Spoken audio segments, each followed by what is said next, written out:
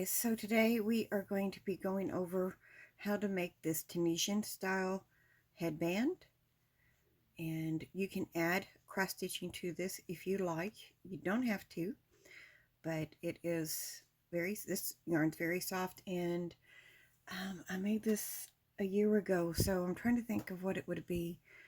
It's kind of makes me think of Simply Soft yarn. So, but I am not 100% sure what kind it is. It is an acrylic, I do remember that. But before we get started, I thought I'd go over, I am not skilled in Tunisian crochet. I like Tunisian crochet. I have made a blanket. It's a black and white one. I think I've shown it on here before. But I thought we'd go over some hooks. So they're usually Afghan hooks. Well, I learned they were Afghan hooks back when I learned to do this stitch. And they look like just regular crochet hooks, just really long, and it kind of has a stopper on the end. And mine are, I've got a J, H, and K on those. But when I make my Afghans, what I like, I'm going to just get one of them out, are these ones that have a cord to them, because you can make them very long. And you find these with, they make these for knitting needles too. And it has this one's bamboo, so it has a wooden bead. And this is just a small one. I bought them in a pack. And on Amazon, I've got a couple of sets of them. I think this is the one I've used more. And they're colored, corded and stuff, but they're nice. I like them. I don't know why I didn't pick a metal or some type of hook for those, but maybe I just couldn't find them at the time. So I've got a couple nice sets. I got 2 of them because I wasn't sure what I would like, and I was experimenting, and I had told myself I would be learning to do them more. And then I found these at a Goodwill. They're shorter, as you can see here. I've got them butted at the end. Let's get them down there. There we go.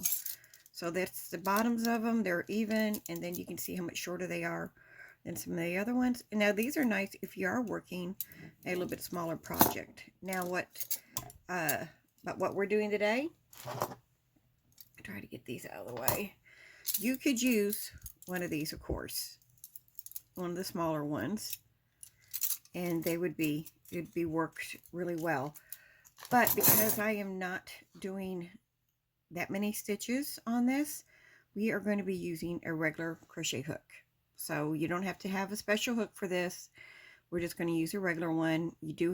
It's just making sure we keep our all our stitches on.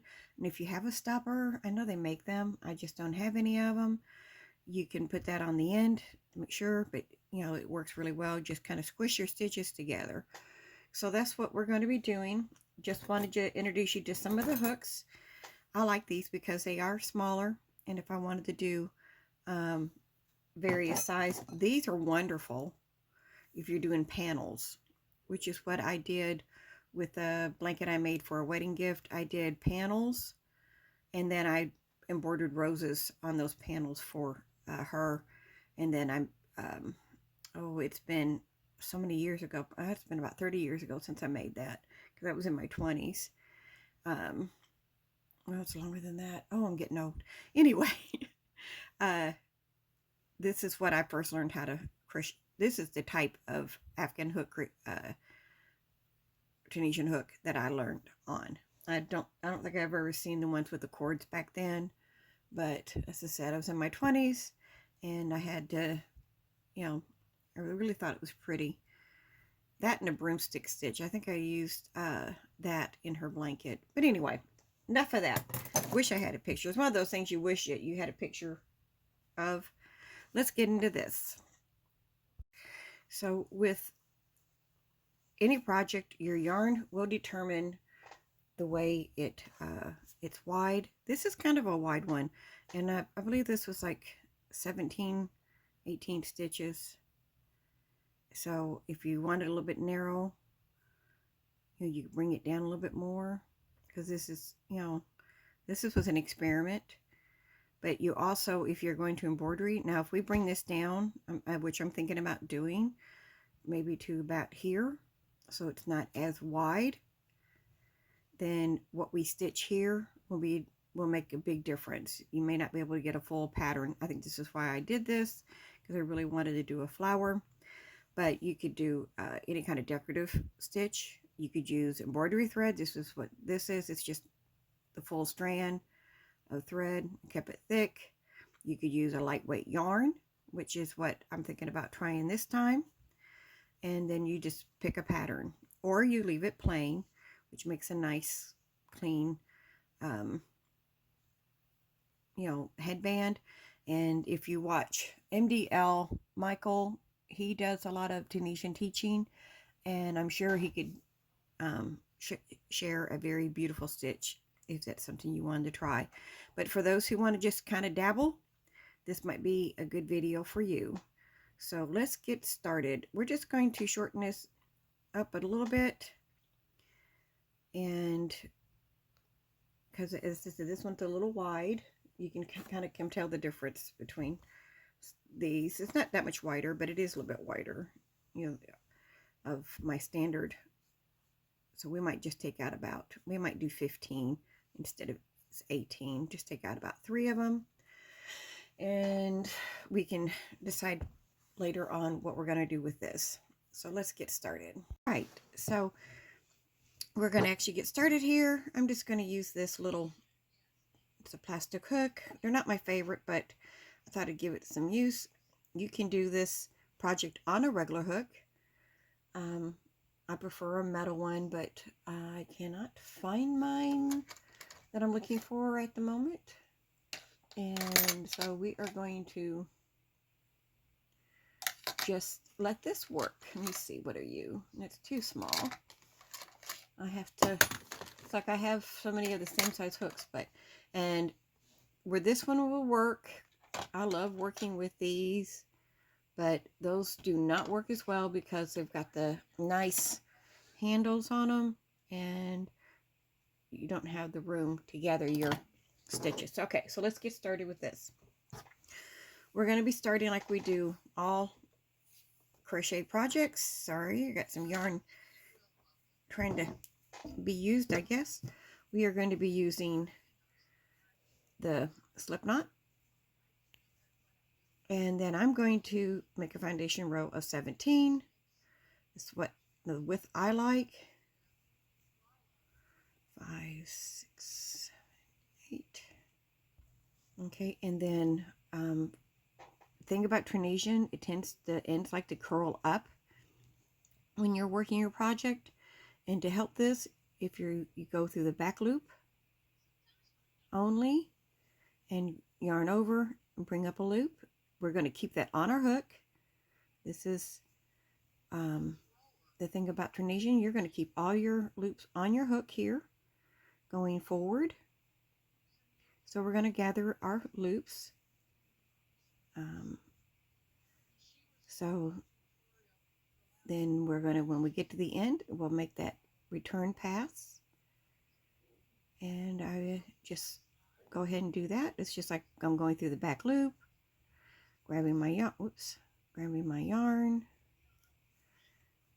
and then like you can see there, we're just keeping them there. So we'll see you at the end. Okay, so I've reached my end, and you can kind of spread them out and count to make sure you have them. 1, 2, 3, 4, 5, 6, 7, 8, 9, 10, 11, 12, 13, 14, 15, 16, 17.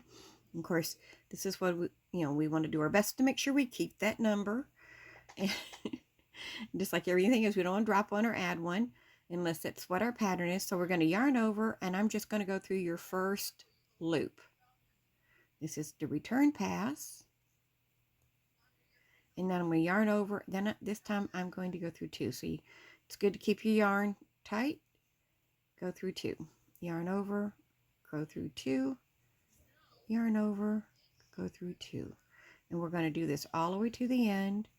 In Tunisian, your tension is, to me, it's important because unfortunately, I can get lax in it or slack out a little bit more than I need to. So yarn over, go through 2. We're going to do that all the way to the end. So the first one we're going through 1, and the rest of them we're going through 2. All right, so we go through 2. Now, when you look at this, we have a front post, and we have the top stitches. We are going to be working through the front post, and it's important to make sure you get that first one. It's not this one, it's this one. This is going to count as 1 loop, and this is where losing or adding can come in. So we're going to do the same thing as we did to start off with. We're going to start gathering our loops on our hook through that front post of the crochet. Now, there are some really good channels that teach Tunisian. Bella Coco does some Tunisian. Nina's Knots and Crochet, she does Tunisian. Michael at MDL teaches Tunisian. If you enjoy doing the basics and you want to learn more, I would go look them up and see some of the ones that they've taught. So you can see I'm just gathering it on there. This is what I like about the handband. It's just using, again, just a regular crochet hook. I'm going to put this back up here. It makes it easier to gather. So if you hear that in the background, I have got Mrs. C's crochet on her. She's doing a live. So I kind of got it in the background to listen to when I'm working. So here we go. There's our second forward pass. So 1, 2, 3, 4, 6, 7, 8, 9, 10, 11, 12, 13, 14, 15, 16, 17. I have the right number. So we're going to do the same. This is just a repeat for the basics. So we're going to go through the 1. Go through 1. This is why I don't like these plastic ones. I wanted to try it. 2, all the way back.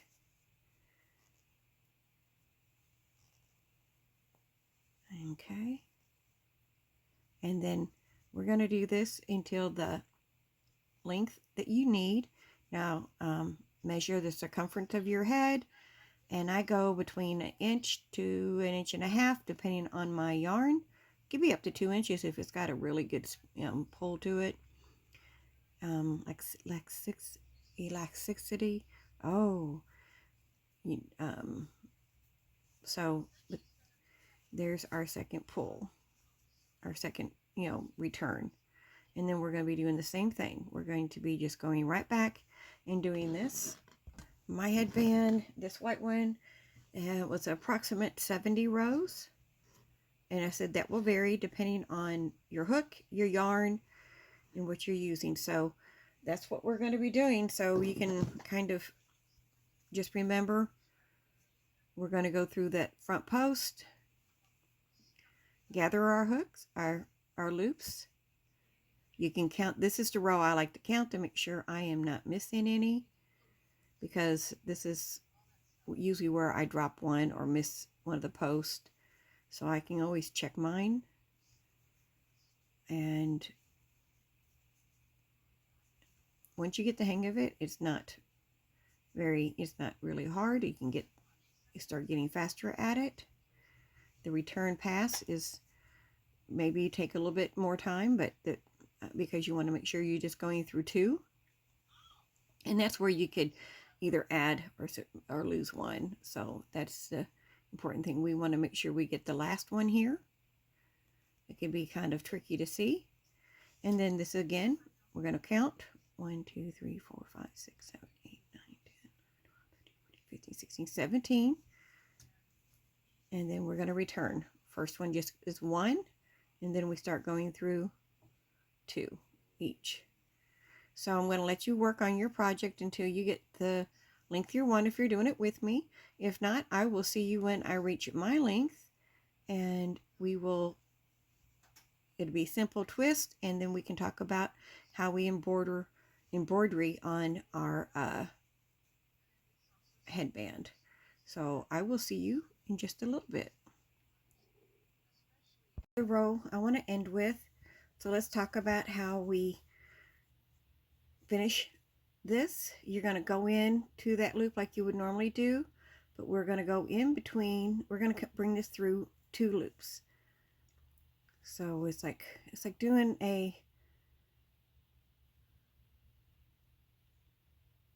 like almost like a single crochet where you go through 2 loops, but you're just going to be finishing this off. So you're going to bring it through, but you're going to bring it through both loops. So we're not going to carry our loop anymore. So we're just going to be doing that. And this is what it's going to look like on top. When you finish your row, it's going to look like that. And just end yours the way you're comfortable with, or how you usually do. I'm giving myself a long tail, so I'm going to bring that down, and this is going to be how I stitch that twisted knot. Okay, so now that I've closed off my or stopped with the stitching, we're just going to do that Z shape we did before. We're just going to make sure all my little ends are tucked in, and we're just going to sew them together. I'm going to try to make sure I get every part of the ends, and I'm just going to do, sometimes I do a kind of a whip stitch, and I thought we'd do something a little bit different. So we're going to do a back stitch, then I'm going to go back, and we're going to close off our headband, and then we can turn it around and look at it. It can be either considered finished if you just want a plain headband, or if you want to do a cross stitch, then we can set it up. Whoops, pull that out. I was trying to get my tail to be a little bit longer. And if I have any professional Tunisian crocheters, please don't judge me harshly.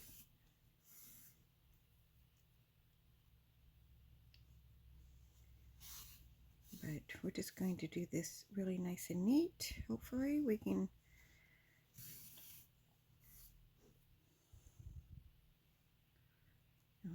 I've been watching what I'm doing, and I haven't been watching the screen, so I'm hoping you can see that. As I said, the main thing is trying to make sure you get every layer, and this can be the tricky one because this end wants to try to slide down, so you want to make sure you pick that up.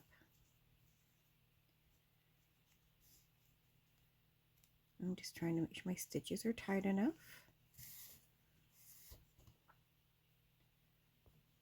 Now if you wanted to, you could always wait to do your cross stitch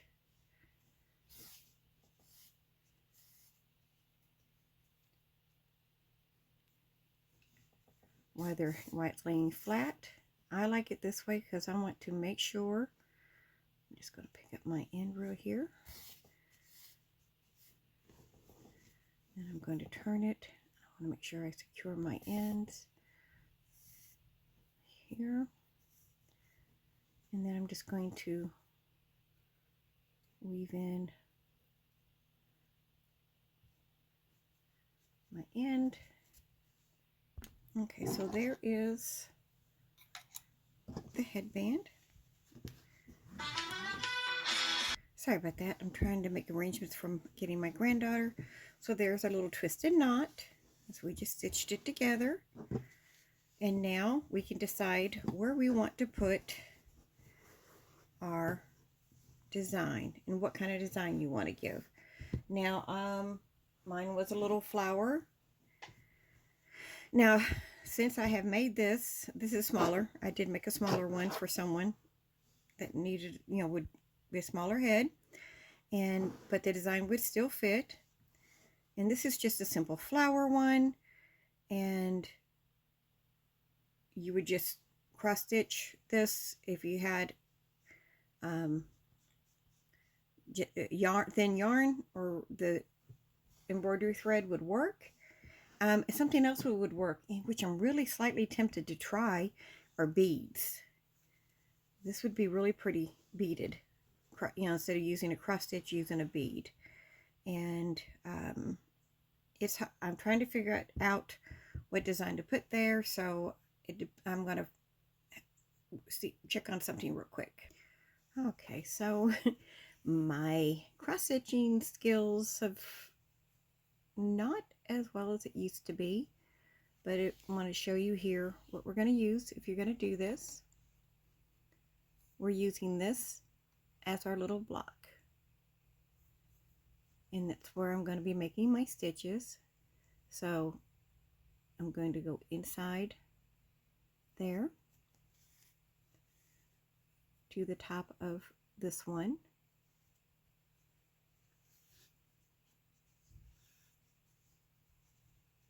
I don't know where all my embroidery thread are. I do have a cross stitching box, but I had to find, this was out of a bracelet maker, so we're going to try to use this.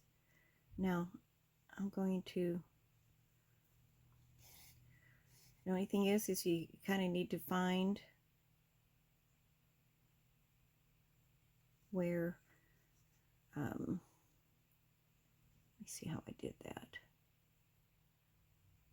Okay, well, I'm doing this one different than I did there. We're going to make sure they're connected. So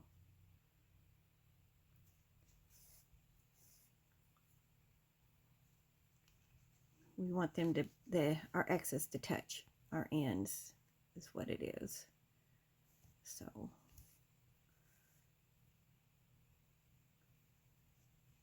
okay, so just do your pattern, and this is it. You look at these as little squares,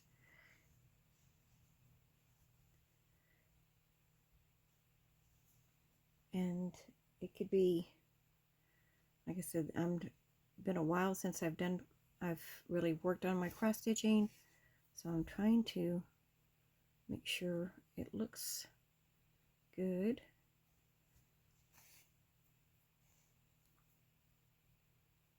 And then we're going to I'm just looking at all I'm doing is I found a pattern I liked, and I'm just trying to do that. And I'll be back with you